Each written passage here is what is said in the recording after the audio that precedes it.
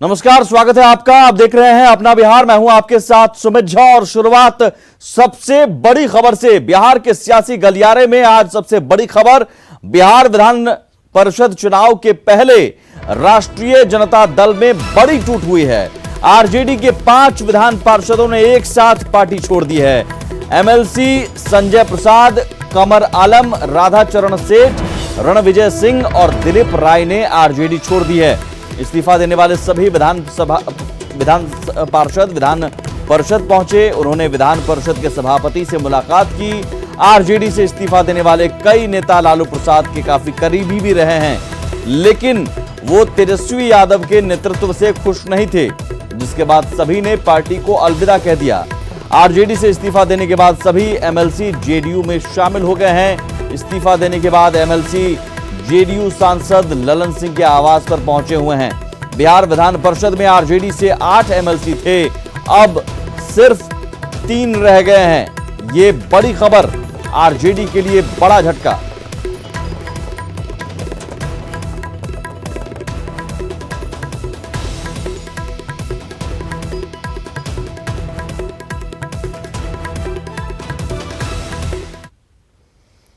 जरा खबर को समझिए। दरअसल इस पूरी घटना के पीछे वजह और आरजेडी के लिए कितना बड़ा झटका है।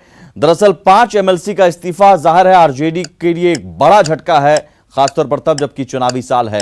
तेजस्वी के नेतृत्व को लेकर यह बड़ा सवाल है। चुनाव से पहले आरजेडी के लिए यह बेहतर संकेत नहीं है।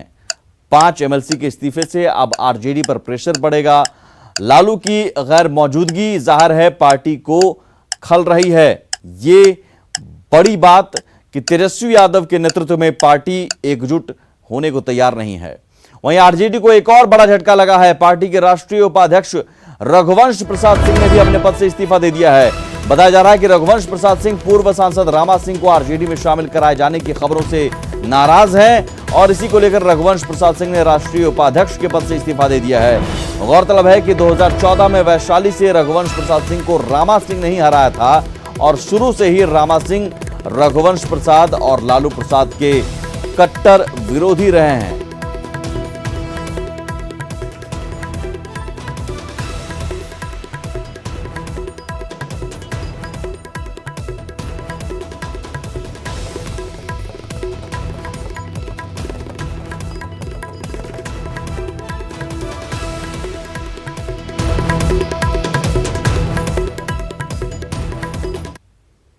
एक बड़ा नाम रघुवंश प्रसाद सिंह है। अगर वो नाराज हो रहे हैं, उपाध्यक्ष पद से इस्तीफा दे रहे हैं, तो एक और बड़ा झटका आरजेडी के लिए।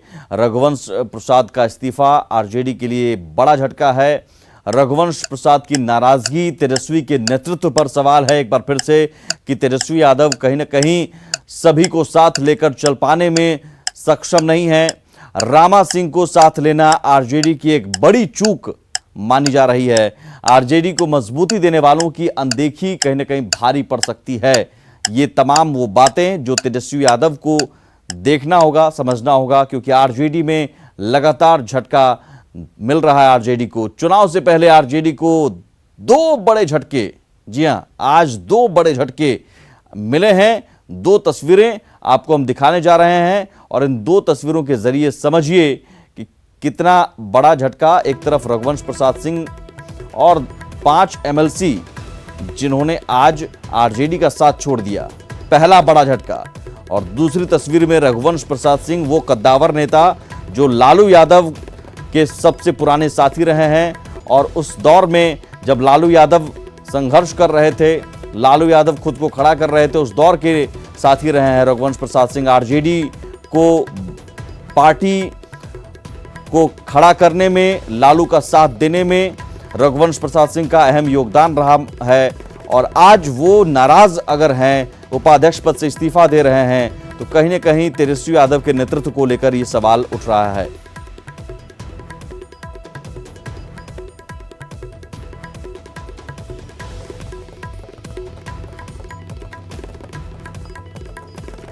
तो आरजेडी में एक बड़ा सवर्ण चेहरा भी है रघुवंश प्रसाद सिंह, लेकिन सवाल यह है कि रघुवंश प्रसाद सिंह को नाराज करने की कीमत पर रामा सिंह को क्या पार्टी में लाया जाएगा। ये खबर है कि रामा सिंह को पार्टी ज्वाइन कराने की, आरजेडी ज्वाइन कराने की पूरी तैयारी हो चुकी है और 3 से 4 दिनों में रामा सिंह पार्टी ज्वाइन करेंगे। लेकिन क्या रघुवंश प्रसाद सिंह को नाराज करने की कीमत पर यह मंजूर है लालू यादव को या तेजस्वी यादव को? आनंद अमृतराज हमारे साथ जुड़े हुए हैं। आनंद, दो बड़े झटके, एक तरफ 5 एमएलसी ने साथ छोड़ा और दूसरी तरफ एक कद्दावर नेता रघुवंश प्रसाद सिंह नाराज, उपाध्यक्ष पद से इस्तीफा। सवाल यह है कि रामा सिंह को आप ज्वाइन करवाते हैं, क्या आपको पता नहीं है कि रघुवंश प्रसाद सिंह इससे नाराज हो सकते हैं, या फिर हम ये मान लें कि तेजस्वी यादव रघुवंश प्रसाद सिंह की नाराजगी को अब परवाह नहीं कर रहे हैं, या फिर जो 5 एमएलसी ने इस्तीफा दिया, जो भोला बाबू नाराज बताए जा रहे हैं एमएलसी के टिकट को लेकर, एमएलसी पद को लेकर, उनकी नाराजगी अब उनके लिए वैल्यू नहीं रखती है? तेजस्वी यादव ये मान चुके हैं।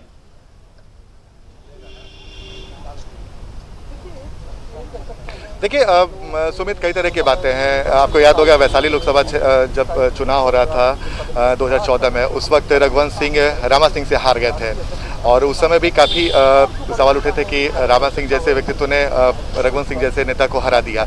इस बार भी जब उसके बाद दोनों में बातचीत नहीं होती थी, दोनों में दूरियां भी थी और उसी रामा सिंह को आरजेडी शामिल करने, आरजेडी में 29 तारीख को शामिल हो रहे हैं, तो रघुवंश सिंह को शायद ये बात नागवार गुजर गई और वो उन्होंने इस्तीफा दे दिया। और दूसरा बड़ा झटका आरजेडी के लिए आज ये है कि उनके 5 एमएलसी उम्मीदवार, मैं एक अन्य मार्ग के बाहर हूँ सुमित, मैं आपको दिखाऊंगा, सबसे कुछ देर पहले ललन सिंह की अगुवाई में 5 एमएलसी नीतीश कुमार के आवास पर पहुंचे हैं और उन्होंने, जब हम लोगों ने एमएलसी से बात करनी चाहिए तो उन्होंने कहा कि नीतीश कुमार के विकास के काम के प्रति उनकी आस्था थी, इस वजह से हम लोगों ने आरजेडी का दामन छोड़कर नीतीश कुमार का दामन थाम लिया। ये शुरुआत है। देखिए जिस तरीके से जेडीयू ने आज आरजेडी को झटका दिया और आने वाले समय में हमारे सूत्र ये भी बताते हैं कि कांग्रेस के कई विधायक बहुत जल्द टूट सकते हैं और वो जेडीयू में शामिल हो सकते हैं, जो हमारे सूत्रों ने जानकारी दी है। और आरजेडी के भी कई विधायक जेडीयू के संपर्क में हैं। क्योंकि एमएलसी के अगर विधान परिषद में देखें तो 8 एमएलसी हैं राजद के पास, 2/3 आज उन्होंने जेडीयू ने तोड़ लिया, 5 एमएलसी जेडीयू के दामन में आ गए।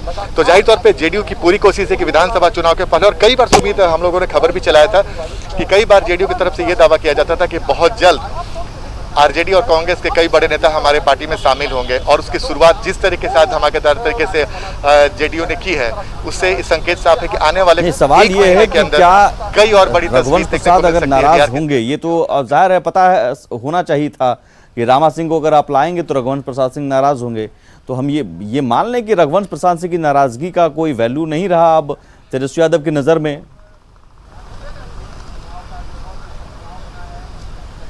देखिए सुमित, ऐसी बातें नहीं है। चूंकि राष्ट्रीय उपाध्यक्ष रघुवंश सिंह का बिहार के सियासत में एक अलग चेहरा है, और किसी भी पार्टी के नेता से अगर आप बात करें रघुवंश सिंह के बारे में, तो रघुवंश सिंह के बारे में शायद ही कभी आपने कोई अपशब्द सुना होगा किसी भी नेता के जुबानी।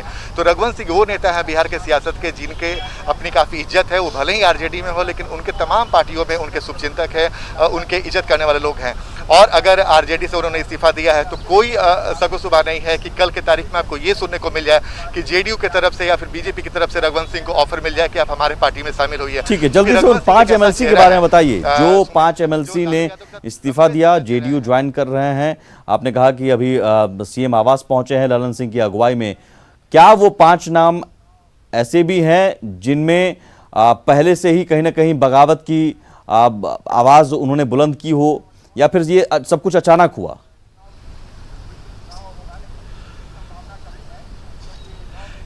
देखिए मैं आपको सुमित एक जानकारी दे देता हूँ। इसमें से संजय प्रसाद जो काफ़ी पहले से ललन सिंह के संपर्क में रहा करते थे, लेकिन 2 नाम रणविजय सिंह और कमर आलम और दिलीप राय, ये वो नाम थे जिनके बारे में सोचा नहीं जा सकता था, क्योंकि ये तीनों लालू यादव के बेहद करीबी बताए जाते थे और उनका शामिल होना कहीं ना कहीं आरजेडी के लिए घाटे का सौदा हो सकता है।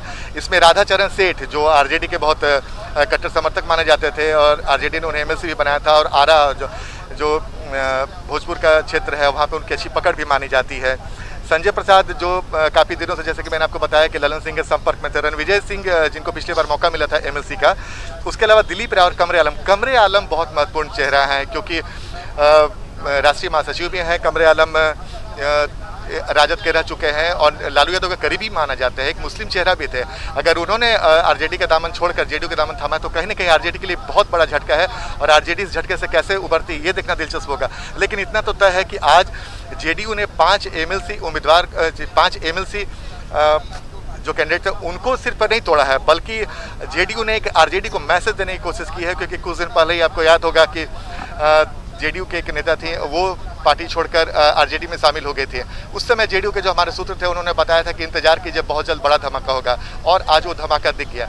आनंद एक सवाल और भी, क्या ये झटका हम ये माने कि तेजस्वी यादव के नेतृत्व को लेकर सवाल है? तेजस्वी यादव के नेतृत्व में चलने के लिए पार्टी के कई सारे नेता ही अब तैयार नहीं हो रहे हैं और चुनाव जैसे जैसे नजदीक आ रहा है वो अब बगावत कर रहे हैं या बाहर निकल रहे हैं। आने वाले दिनों में और भी हो सकते हैं, विधायक भी पाला बदल सकते हैं टिकट के लिए। तेजस्वी यादव के नेतृत्व पर यह खतरा।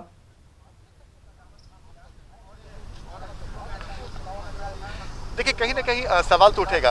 अगर एक झटके में आपके 8 एमएलसी में से 5 एमएलसी पार्टी का दामन छोड़ देते हैं, रघुवंश सिंह जैसे बड़े नेता, उतने पुराने नेता अगर वो इस्तीफा देते हैं तो कहीं ना कहीं तेजस्वी यादव के कई सारे ऐसे फैसले होंगे या फिर हो सकते हैं जिसको लेकर आरजेडी के नेताओं में अंदर अंदर नाराजगी है और अब वो धीरे धीरे खुलकर आने भी लगी है। जैसे कि मैंने आपको बताया कि अगर आप रघुवंश सिंह का इस्तीफा देखें, उन्हें मालूम था, आरजेडी को तेजस्वी यादव को अच्छे तरीके से मालूम था कि अगर हम रामा सिंह को शामिल करते हैं तो रघुवंश सिंह नाराज हो सकते हैं। रघुवंश सिंह इस वक्त अभी कोरोना पॉजिटिव है और उनका एम्स में इलाज चल रहा है, लेकिन बावजूद इसके वो कितने सक्रिय, उनको कितनी आहत वो हुए होंगे, इसी से अंदाजा लगा सकते हैं कि जैसे ही जानकारी आई उनके पास कि 29 तारीख को आरजेडी में शामिल हो सकते हैं रामा सिंह, उन्होंने इस्तीफा भेज दिया। दूसरी तरफ मैं आपको बताऊं कि तेजस्वी यादव के फैसले से कहीं न कहीं आरजेडी नेताओं में बेचैनी है, जिसका असर आज देखने को मिला जब जेडीयू के 5 एमएलसी ने पार्टी का दामन छोड़ दिया। इसके अलावा आप हमारे जो सूत्र है सुमित, तो ये भी बता रहे हैं कि आरजेडी के कई विधायक जिन्हें लगता है कि जिस समीकरण के बदौलत 2015 में विधानसभा का चुनाव जीत कर आए हैं, अगर जेडीयू के अलग होने से वो समीकरण उन्हें प्रभावित कर सकता है, तो वो विधायक बहुत जल्द पाला बदल सकते हैं। क्योंकि अब बहुत ज्यादा वक्त भी नहीं है। देखिए जून का महीना लगभग खत्म होने को है और अक्टूबर के लास्ट में चुनाव होने हैं, जैसा कि अभी तक जानकारी मिल रही है। तो 2 से 3 महीने के अंदर जिन्हें भी उम्मीदवार बनाना होगा जेडीयू को, उन्हें इशारा दे दिया गया होगा कि अगर आपको शामिल होना है तो बहुत जल्द हमारे पार्टी में शामिल हो जाइए। और जो हमारे सूत्र है बहुत बता रहे हैं कि कांग्रेस के भी कई आने वाले दिनों में मुमकिन है कि आरजेडी में और भी टूट हो सकती है, कई विधायक भी पाला बदल सकते हैं। बहुत शुक्रिया आनंद इस जानकारी के लिए। और वहीं विधान परिषद चुनाव से जुड़ी इस वक्त एक और बड़ी खबर जनता दल यूनाइटेड के अंदर से आ रही है। जेडीयू ने परिषद के लिए अपने 3 उम्मीदवार तय कर दिए हैं।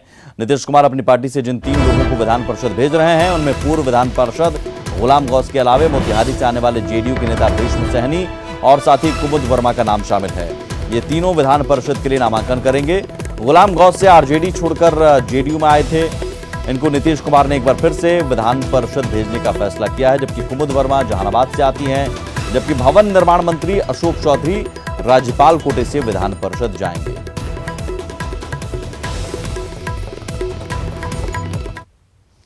एक बड़ी खबर नालंदा से आ रही है। ग्रामीण विकास मंत्री के कार्यक्रम में बवाल हुआ है। श्रवण कुमार के कार्यक्रम में हंगामा और मारपीट हुई है। सड़क शिलान्यास कार्यक्रम के दौरान बवाल हुआ है। नूरसराय के चकसुंदर गांव की यह घटना है। देखिए ये बड़ी खबर, ग्रामीण विकास मंत्री के कार्यक्रम में बवाल, और तस्वीरें भी हम आपको दिखाने जा रहे हैं। देखिए तस्वीरों में एक तरफ कोरोना जैसा संकट है और जिसमें सोशल डिस्टेंसिंग की बात कही जा रही है, लेकिन इस बवाल में मारपीट में सोशल डिस्टेंसिंग की भी धज्जियां उड़ाई गई, वो भी मंत्री के कार्यक्रम में। नालंदा में ग्रामीण विकास मंत्री का कार्यक्रम था, सड़क शिलान्यास का यह कार्यक्रम था, लेकिन देखिए आपस में कैसे भिड़ गए, लात घूसे दोनों ओर से चलने लगे।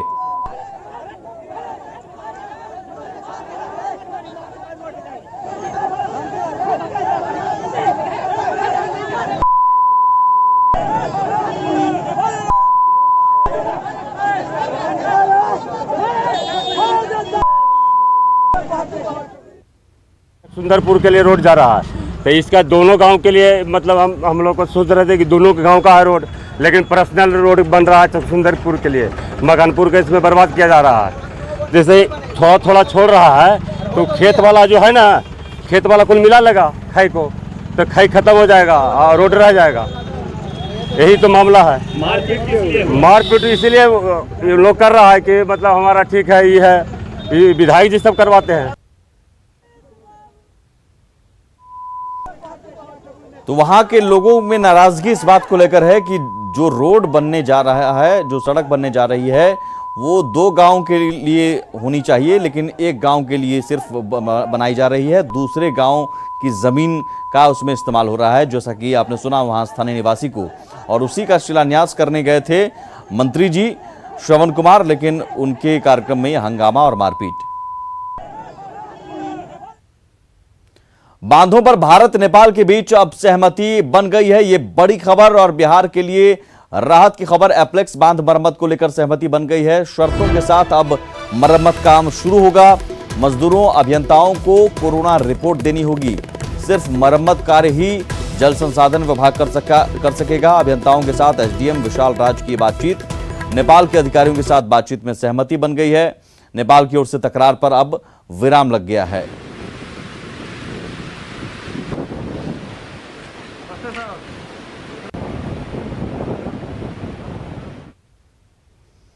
तो वाल्मीकि नगर गंडक बैराज के एप्लेक्स बांध की मरम्मत को लेकर विवाद सुलझ गया है, जिसके बाद बांध की मरम्मत को लेकर अधिकारी भी सामान के साथ मौके पर पहुंच चुके हैं। वाल्मीकि नगर गंडक बैराज की ग्राउंड रिपोर्ट का जायजा लिया हमारे सहयोगी मुन्ना राज ने। वाल्मीकि नगर गंडक बैराज के एप्लेक्स बांध को लेकर भारत और नेपाल के बीच में तकरार की खबर के बीच राहत की बात सामने आई है और एप्लेक्स बांध पर मरम्मती की अनुमति नेपाल से मिल गई है और यहाँ के दोनों देशों के अधिकारियों के स्तर से वार्ता भी हो चुकी है। और एप्लेक्स बांध मरम्मती को लेकर नेपाल की तरफ से जो मजदूरों और यहाँ के जल संसाधन विभाग के अभियंताओं को जाने पर जो रोक लगी थी उसको हटा दिया गया और एप्लेक्स बांध का मरम्मत का रास्ता अब साफ हो गया है। तो फिलहाल उत्तर बिहार में बाढ़ को लेकर जो खतरा की स्थिति बनी हुई थी वो टल गया है। मुन्ना राज, न्यूज 18, वाल्मीकि नगर। गंगा नदी के जलस्तर में हो रही बढ़ोतरी को देखते हुए पटना जिला प्रशासन की ओर से बचाव कार्य तेज कर दिए गए हैं। जल संसाधन विभाग की पहल पर सैकड़ों हजारों की संख्या में बोरियों में रेत भरे जा रहे हैं, ताकि समय आने पर नदी के तटीय इलाकों में इन बोरियों से बाढ़ के पानी को आने से रोका जा सके। ज्यादा जानकारी दे रहे हैं हमारे संवाददाता अमित कुमार। गंगा नदी के जलस्तर में हो रही वृद्धि को देखते हुए जिला प्रशासन जो है वो पटना को सुरक्षित रखने को लेकर के कवायद में जुट चुकी है। और आपको दिखाना चाहेंगे, ये देखिए, ये इस तरह से बोरी में जो रेत है वो भरा जा रहा है। जो मजदूर हैं इन बोरियों में रेत भरने का काम कर रहे हैं और फिर इसे इन बोरियों को, जो बोरी तैयार हो जा रही है रेत भर करके, उसे इस तरह से यहाँ पे रखा जा रहा है। और ये कवायद इसलिए की जा रही है कि जब गंगा का जलस्तर खतरे के निशान से ऊपर आए तो जो मुख्य द्वार है गंगा से जो शहर की ओर, उसको ब्लॉकेज किया जाए।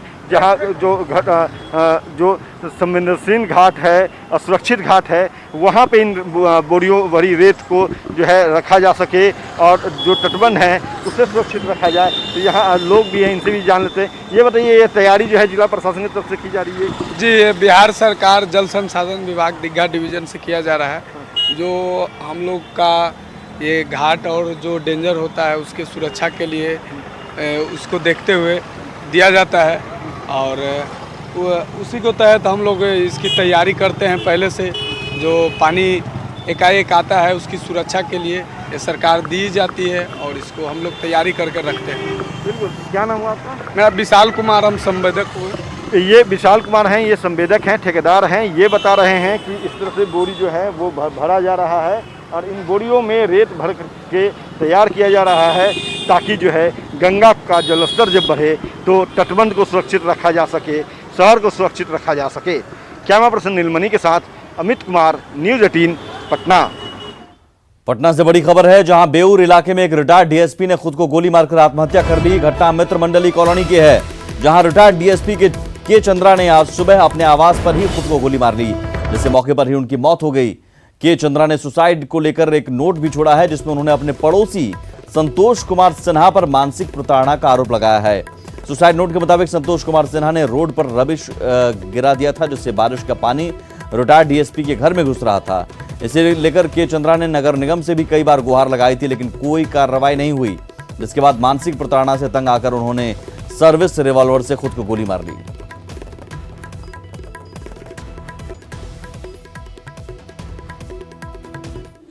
मैं मुंह धोया, अचानक से गन शॉट का आवाज़ सुनाई दिया। गए तो देखे कि ये गिरे हुए हैं। इन्होंने सुसाइड नोट भी छोड़ा है, जिसमें ये मानसिक अवसाद से ग्रस्त हैं और संतोष कुमार सिन्हा जी का इन्होंने नाम बताया है।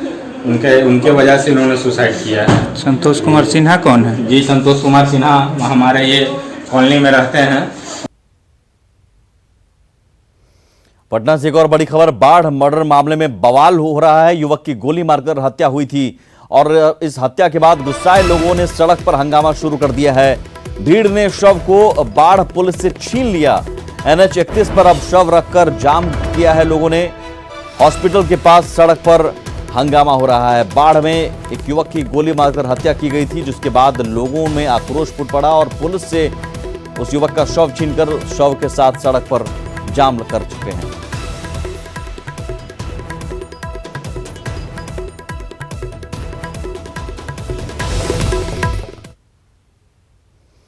और इसी के साथ इस बुलेटिन में इतना ही। आगे देखिए जोहार झारखंड। नमस्कार।